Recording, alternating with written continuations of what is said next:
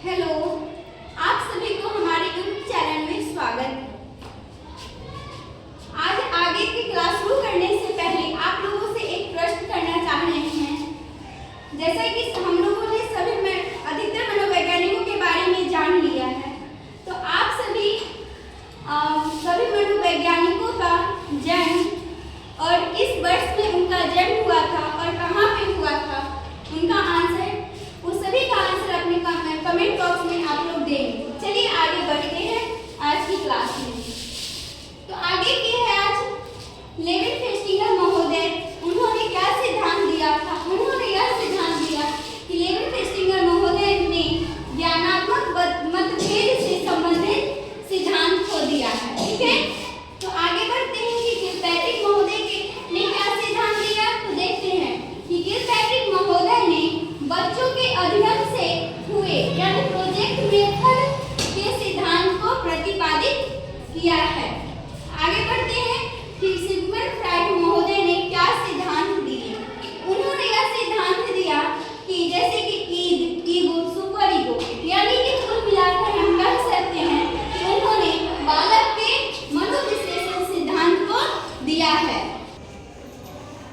उस time Sigmund Freud को हम सिद्धांत देंगे और उनकी दो मूल प्रवृत्तियां हैं, उनके बारे में जान लेते हैं।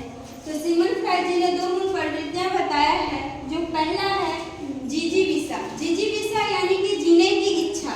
हमारी इच्छा क्या है? जीने की।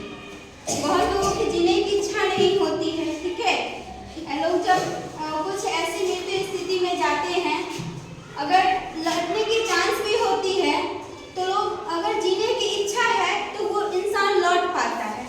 ठीक है, अगर लगता है कि नहीं हमारे अंदर जीने की कोई इच्छा नहीं बची है, तो कुछ भी रोक नहीं कर सकता है उसे। ठीक है, वही जीने की इच्छा होगा कि नहीं।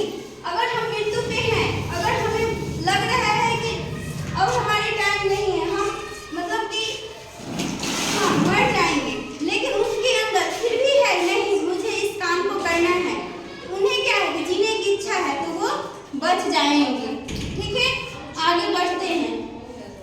दूसरा है मुमूर्षि यानी कि मरने की इच्छा। ठीक है, लोग जिंदा रहते हैं लेकिन उन्हें क्या होता है कि नहीं हम इतना कष्ट है, अब हमें जीने की इच्छा नहीं होती है, अब हम मर जाना चाहते हैं, तो उसे क्या कहते हैं? मरने की इच्छा। ओके, आगे बढ़ते हैं। उन्हीं के बारे में सिगमंड फ्राइड जी के द्वारा जो स्थिति बताई गई है उसके बारे में थोड़ा देखते हैं। पहला है चेतना अवस्था या फिर स्थिति भी उससे बोलते हैं, यानी कि सबकॉन्शियस स्टेट, यानी कि ईदम की स्थिति होती है। दूसरा है अचेतन अवस्था, सबकॉन्शियस स्टेट, यानी कि ईगो, जिसमें क्या होता है अहम की स्थिति हो जाती है। ठीक है, तीसरा है कि अचेतन अवस्था यानी कि अनकॉन्शियस स्टेट, जिसमें कि सुपर ईगो यानी कि परम अहम की अवस्था, यानी कि बहुत ज्यादा अहम की अवस्था हो जाती है वो।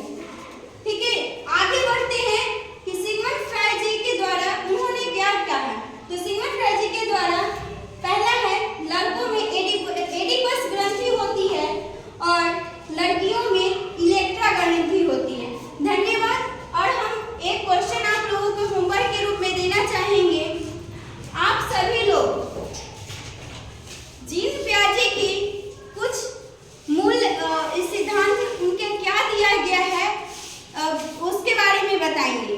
ठीक है, तो जीन पियाजे के बारे में कुछ अपने से खोज कर लिखेंगे और कमेंट में बताएंगे। ओके, धन्यवाद। आज का क्लास यही समाप्त होता है।